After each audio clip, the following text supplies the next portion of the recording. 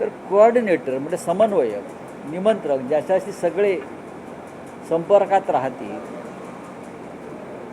तिथे योग्य व्यक्तीची निवड होणं गरजेचं आहे. तिसरा एक महत्त्वाचा मुद्दा त्यांनी मांडला की लोकसभा निवडणुकांच्या आधी आणि आतापासून आपण लोकांमध्ये जेव्हा जातोय देशाची सत्ता आम्हाला हवी आहे सांगण्यासाठी, तेव्हा लोक विचारतात तुमचा पंतप्रधान पदाचा चेहरा कोण. उद्धवजींचं असं म्हणणं आहे की हा चेहरा आपण निवडला पाहिजे आणि लोकांसमोर तो चेहरा घेऊन जायला पाहिजे की हा आमचा देशाचं नेतृत्व करणारा हा चेहरा आहे. हे 3 मुद्दे त्यांनी मांडले. याशिवाय इतर मुद्दे आहेतच, महागाई असेल, बेरोजगारी आहे, घोटाळे आहेत.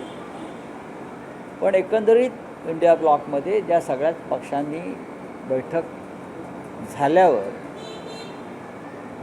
जो एक आराखडा ठरला त्यानुसार भारताच्या मुख्य न्यायाधीशांना सुप्रीम कोर्टच्या पत्र लिहायचं आहे.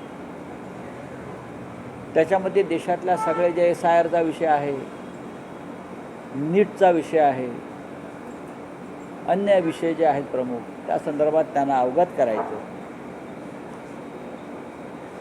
आणि शिक्षण मंत्र्यांचा राजीनामा घेतल्याशिवाय आम्ही राहणार नाही अशा प्रकारची भूमिका या बैठकीत ठरलेली आहे. कारण हा हजारो लाखो तरुणांच्या भविष्याचा प्रश्न आहे. त्याच्यामुळे शिक्षण मंत्री जे आहेत देशाचे त्यांना त्यांच्या पदावरून काढावंच लागेल.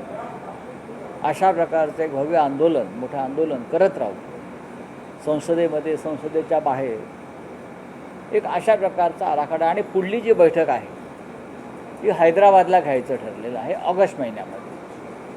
आणि यापुढे आम्ही साधारण 1.5-2 महिन्यामध्ये वारंवार भेटत राहू यावर एकमत झालेलं आहे.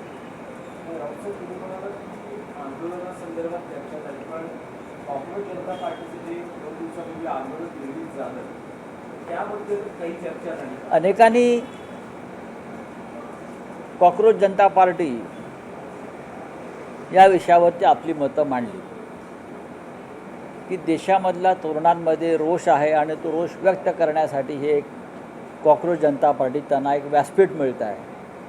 याच्यावर चर्चा झाली. पण मी असं म्हणतो की ह्याच्यापेक्षा मोठी आंदोलनं अनेक राज्यामध्ये काँग्रेस पक्षाने केलेली आहेत. आता